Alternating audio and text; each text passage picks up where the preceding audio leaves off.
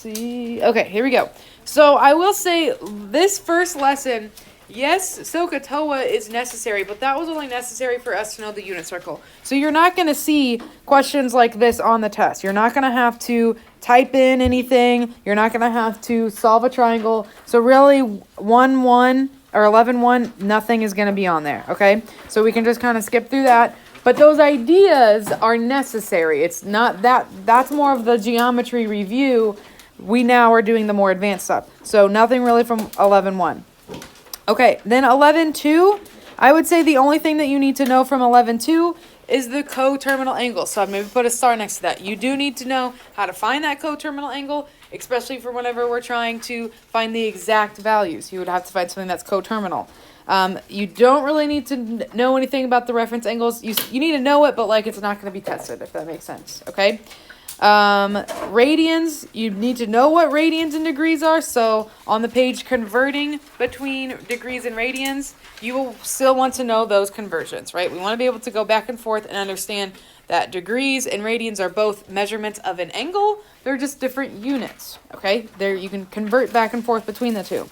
So those are really the only two things from 11-2 is your coterminal angle and your conversions, okay? So you're not going to have to draw an angle. You're not going to have to do that. The angles will all be there for you. It's again, this test is really the trig, unit circle, solving, graphing, that type of test. Okay, so I will give you the unit circle for the test, meaning you will not really need to memorize your 45-90 or your 30-60-90 triangle. So you really don't need to know that because I'm giving you that information. The unit circle that you will have on the test is this one, and I will give you a clean copy of that. You will not be able to use your own because I don't want to have to walk around and make sure nothing else is written on there. So you will just get one paper like this with the test, okay? So you will be provided the unit circle. So really, again, that's it for 11-2 and 11-3. Or actually, sorry, 11-3, where on the page where it's the coordinates on the unit circle, this is where we really need to start that memorization of all this right here. You need to know sine is y, cosine is x, tangent is y over x. That's kind of the SOHCAHTOA adaptation to the unit circle, okay? So that's what you really need to know. And there's going to be lots of problems like 1-8 on there, which is like the first part of your study guide, where it's asking, okay, here's sine of this, give me that exact value. So that's how the majority of that first part of the test is going to go, okay? So that's it from 11-3. It's making sure you can use the unit circle, know sine is y, and so on, okay? So then 11-4 was more trig functions. So again, you will want to know all of these things. We already talked about sine, cosine, tangent. You will want to know those reciprocals or the inverses. You'll want to know all 6 trig functions, okay? And then again, you will see lots of problems like 1-3 on there. And we will have some word problems. There's going to be about 3 to 4 word problems like the ones here. And so you will want, and on the study guide. So look back at the notes, look back at the homework, look at the study guide. The quiz, right? There was a quiz question like this. So those are the types of problems that you're going to see.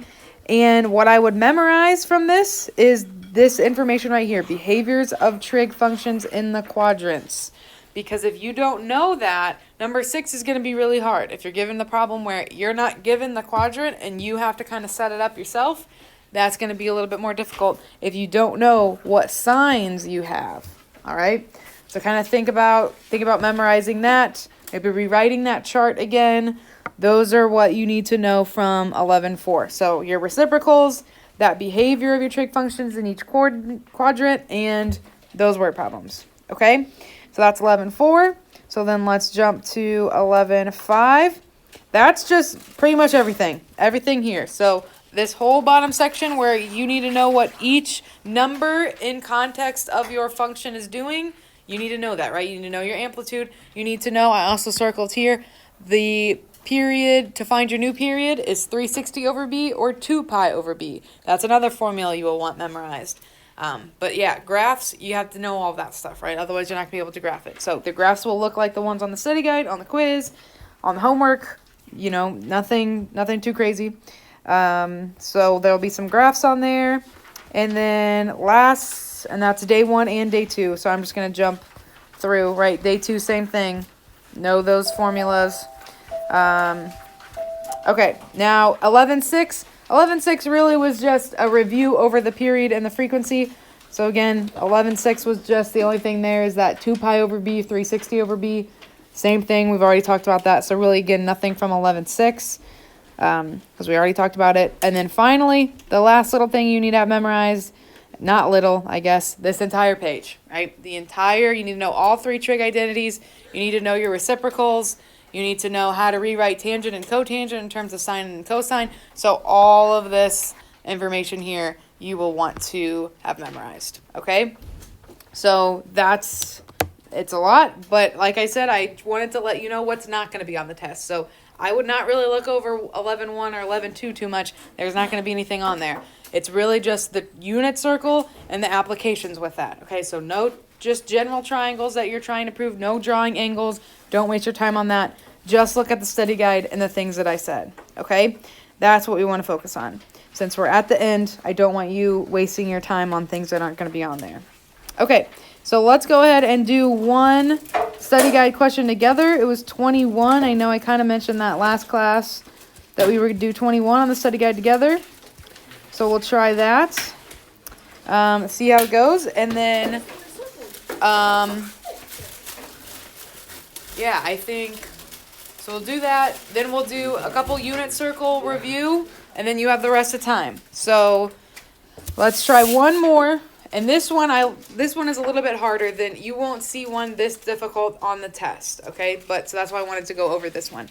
We still want to know how to do these though, because like I said, next year if you're taking trig, this is going to be the level of difficulty, probably a little bit harder if I'm being honest. That's because that's the actual trig class. This is just that preview. So I want to get our brains kind of thinking about it, but I know you're not going to see it again until like literally 1 year from now. So I'm not going to spend too much time on it. Okay, so let's look at 21.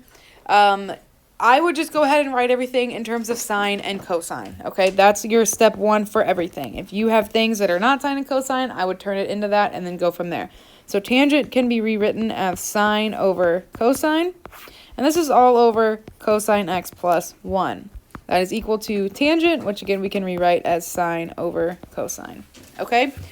So what is throwing some people off is they're like, okay, what do I do here? You will want to divide, right? I have this division bar, but I can't divide 2 terms like this. Like I can't divide because this is not fully simplified, okay? I can, because I can't multiply by the reciprocal yet, I want to get just 1 term in the top, just 1 term on the bottom. And so let's go ahead and try to add these 2 fractions together to start simplifying and see where that takes us. So right now I cannot add these 2 because they do not have the same denominator. So I would have to multiply by cosine over cosine. So that way I get the same denominator. So this now becomes cosine times sine all over cosine. Or actually, and I'm just going to extend this out. Plus sine on the top, right? So this cosine times sine plus sine is all being divided by the common denominator of cosine. Okay, but that still is all being divided by cosine plus 1. Okay, so at this point, we do not see any identities, right? I don't have sine squared, I don't have a cosine squared, I don't have any 1, or I have a 1 down at the bottom, but I don't have that cosine squared. So you may be tempted to multiply by the conjugate, and that it could lead you to the right answer. And again, this is why I'm not going to put one like this on the test. But I would, if you do that, you're just going to end up with another cosine x plus 1 on the top here. It won't really take you anywhere, okay? You could try it, and you would realize it's really not going to get you anywhere. So what I would do is, if you're kind of deciding, also check for factoring. That's something that we're not doing enough of, I don't think. So check, can you factor something out, right? So if I look at this numerator here, I have sine in both of the terms. So that's kind of the checklist you can run through in your mind. If you're stuck, check for factoring. Check to multiply by the conjugate. Do some of those things and see if that leads you anywhere, okay? You may make the wrong choice, that's fine, and you'll have to backtrack. That's okay. Use a pencil so you can erase. So I'm going to factor out a sine from this numerator here. So I'm left with cosine plus 1, okay? Again, this is all over cosine, still all being divided by cosine plus 1. Okay, so at this point, I'm starting to see, first of all, I have all of this as one term now, right? All of these things are being multiplied together. We can imagine this cosine x plus 1 as a group. That's going to come in handy in this point when I show you what I'm about to do. So here, if I wanted to divide those, I could. I could say keep everything in the numerator the same. We're multiplying by the reciprocal of cosine x plus 1. So we would put 1 over cosine x plus 1. And the reason we can do that is because I'm going to have that perfect match on the other side. So again, we know when we're dividing these fractions, you keep the numerator the same. So I'm going to just keep everything in the numerator the same here. And I'm going to multiply by the reciprocal in the denominator. So I'm going to put that cosine x plus 1, I'm going to put that in the denominator now. Right? That's the same thing. So look at what happens. I have 2 cosine x plus 1 groups. I have 1 in the numerator, 1 in the denominator. I can actually cancel those out. But this is a hard concept to understand, because I know that a lot of us are thinking, well, wait, these are 2 terms, and you said that I can't really do that because this is 2 terms. Yes, but it just so happens because I see that in the numerator, it's going to cancel out. If this was cosine x plus 2, we could not do this. And then you could not divide. And you would probably want to multiply by the conjugate at that point. It is hard. This one is a hard one. That's why I want to do this one together. And you're not going to see this level of difficulty on the test, but I want to get these ideas kind of in our brains, that you can do this. This is a group, it will cancel. So I'm left with sine over cosine equals sine over cosine, and you're done. Okay? So that one was tough. I will admit that one is very tough. Okay? So hopefully that helped. If that was the one you were stuck on, that makes sense. The rest of them, I don't think are going to be as complicated at that. You should be able to get the rest of them figured out. Okay, last thing for today. I know we're jumping around a lot, but you will want your unit circle out and your Chromebook. So you'll want your unit circle out and your Chromebook, because as I was looking over those quizzes, the quiz ones, I noticed a lot of issues with using the unit circle. So I want to make sure we actually know how to use it, because we memorized it, but that's only half the battle. We actually want to know how to use it. So we'll do a little bit more practice here. Hopefully that clears up any issues before the test. Clean up our mess. Save on me. I was hungry.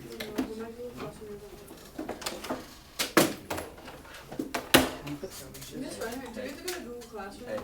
Yes, it will be Google Classroom. Because my Google Classroom's not working. Oh, at all? Yeah, like it won't open. Okay. So am I. I can. Does it maybe work on your phone? Yeah. Okay, try that. Because you won't need like a big screen or anything. You can just type it in. It'll be fine.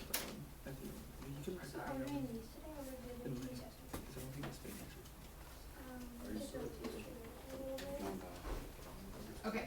It just got posted. You may need to refresh. It'll be in week 18, and it's just called Unit Circle Practice. So in Google Classroom, just called Unit Circle Practice.